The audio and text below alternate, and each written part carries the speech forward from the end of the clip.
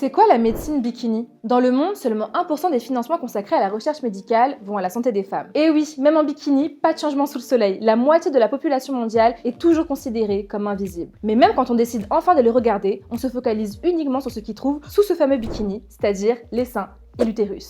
L'expression théorisée par la cardiologue américaine Nanette Wenger dans les années 80 dénonce une approche médicale qui s'est construite autour de la norme du corps masculin. Et si la santé des femmes a été cantonnée à la zone du bikini, ce n'est pas un hasard. C'est le reflet d'une vision essentialiste et déshumanisante de la femme qui l'a réduit à son rôle de mère. La médecine bikini a contribué depuis des siècles au phénomène d'invisibilisation sociale et politique dans laquelle l'histoire patriarcale a enfermé les femmes. En effet, dès ses prémices, la médecine a été utilisée comme outil de propagande pour alimenter des discours sexistes qui tentaient de justifier une certaine supériorité de l'homme sur la femme. Dès l'Antiquité, Hippocrate, le père de la médecine occidentale, déclare que la femme est avant tout un être dominé par son utérus, qu'il considère à tort comme un organe capricieux capable de se déplacer dans le corps. C'est la fameuse hystérie. Aristote, lui, ira encore plus loin en affirmant que la femme est un homme incomplet, un mâle raté, biologiquement inférieur. Résultat, pendant des siècles, la médecine ne va pas chercher à soigner les femmes, mais seulement à entretenir des corps capables d'enfanter de nouveaux hommes. Ellipse temporelle, on se retrouve au XVIIIe siècle. En pleine Révolution française, alors que certains rêvaient d'égalité, la médecine s'est encore une fois mise au service du patriarcat pour prouver que les femmes seraient inférieures par nature. Des médecins comme Pierre Roussel ou Philippe Pinel vont voir les femmes comme une menace politique et vont construire un discours fallacieux, qualifiant les femmes de biologiquement trop émotives, trop instables, trop dominées par leur utérus pour raisonner ou participer à la vie publique. Toute revendication d'émancipation devenait un symptôme et toute ambition un désordre. On mobilise l'anatomie pour démontrer que leur cerveau était plus petit,